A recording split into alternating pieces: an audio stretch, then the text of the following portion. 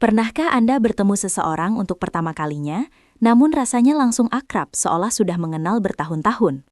Fenomena inilah yang sering kita sebut sebagai klik atau chemistry. Sebaliknya, ada juga orang yang baru kita lihat saja sudah terasa tidak nyaman. Dalam Neuro-Linguistic Programming atau NLP, rasa klik ini bukan kebetulan.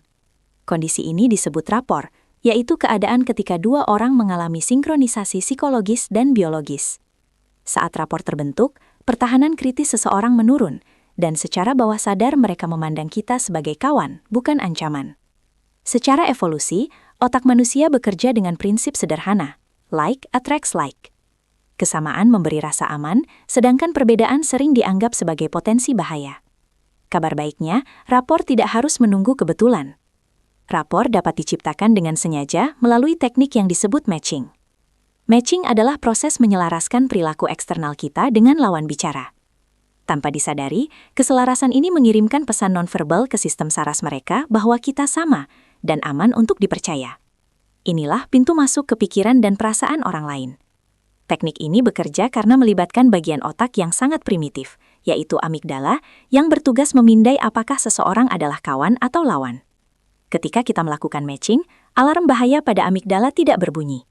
Selain itu, matching juga mengaktifkan mirror neurons atau saraf cermin, yaitu sel otak yang aktif saat kita melakukan suatu tindakan dan saat kita melihat orang lain melakukan hal yang sama. Ketika bahasa tubuh kita selaras dengan lawan bicara, otak mereka secara harfiah merasakan bahwa mereka dipahami. Bahkan dalam kondisi rapor yang kuat, terjadi neural coupling, di mana gelombang otak pembicara dan pendengar menjadi tersinkronisasi sehingga komunikasi terasa mengalir dan nyaman. Langkah pertama dalam matching adalah visual matching atau penyelarasan bahasa tubuh.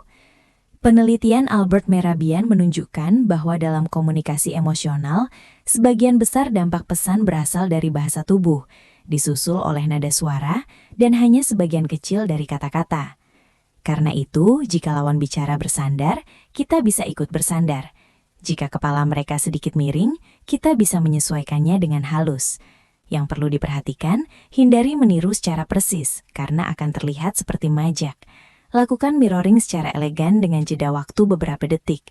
Jika posisi tubuh mereka sulit ditiru, kita bisa menggunakan crossover mirroring, yaitu menyamakan ritme dengan bagian tubuh lain, misalnya menyamakan ketukan jari dengan anggukan kepala. Yang disamakan bukan gerakannya, melainkan ritmenya.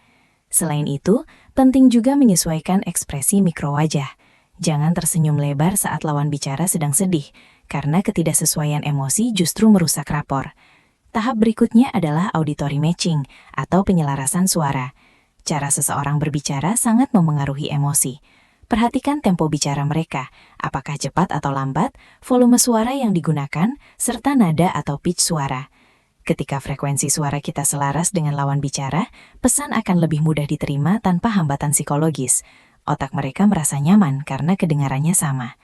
Setelah itu, lakukan linguistic matching dengan menyesuaikan kata-kata yang digunakan. Setiap orang memiliki cara berbeda dalam memproses informasi. Ada yang dominan visual dan sering menggunakan kata seperti kelihatannya atau bayangkan. Ada yang dominan auditori dengan kata seperti terdengar atau beresonansi. Ada pula yang kinestetik dan menggunakan kata seperti rasanya, berat, atau pegang. Dengan menggunakan predikat kata yang sesuai dengan gaya lawan bicara, komunikasi akan terasa lebih nyambung. Salah satu teknik yang sangat kuat adalah backtracking, yaitu mengulangi kata kunci atau frasa emosional yang mereka ucapkan secara persis. Ketika seseorang berkata, "Saya pusing 7 keliling," lalu kita mengulang frasa itu dalam respons kita, otak mereka merasa divalidasi pada tingkat yang sangat dalam. Pada level yang lebih lanjut, matching bisa dilakukan melalui napas, energi, dan bahkan kedipan mata. Pernapasan adalah jembatan langsung ke bawah sadar. Dengan menyamakan ritme napas, terutama naik turunnya bahu atau dada, kita dapat memperdalam rapor. Berbicara saat lawan bicara menghembuskan napas juga membuat pesan lebih mudah diterima karena tubuh mereka sedang dalam kondisi rileks. Energi juga penting untuk diselaraskan. Jika lawan bicara terlihat lesu, jangan langsung datang dengan energi tinggi. Turunkan energi terlebih dahulu, lalu perlahan naikkan untuk mengajak mereka mengikuti. Bahkan kecepatan kedipan mata pun mencerminkan kecepatan pemrosesan otak.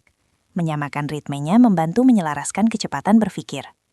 Semua proses menyamakan ini disebut pacing, yaitu masuk ke dunia lawan bicara dan berjalan di samping mereka. Seperti lari pagi, kita tidak bisa langsung menarik seseorang untuk mengikuti arah kita sebelum kecepatannya sama. Setelah pacing berhasil dan rapor terbentuk, barulah kita bisa melakukan leading atau memimpin arah. Salah satu cara sederhana untuk mengetes rapor adalah melakukan gerakan kecil, seperti mengubah posisi duduk atau menyentuh wajah. Jika lawan bicara mengikutinya tanpa sadar, berarti koneksi sudah terbangun. Dalam kondisi ini, kita bisa menenangkan orang yang marah dengan menurunkan energi secara perlahan atau menyampaikan ide dan persuasi dengan lebih mudah karena filter kritis otak mereka sedang melonggar. Pada akhirnya, rapor bukanlah manipulasi, melainkan seni memahami manusia. Ini adalah keterampilan yang bisa dipelajari dan dilatih. Ketika kita mampu masuk ke dunia orang lain terlebih dahulu, barulah kita memiliki izin psikologis untuk memimpin mereka. Itulah rahasia sejati membangun koneksi instan dengan siapapun.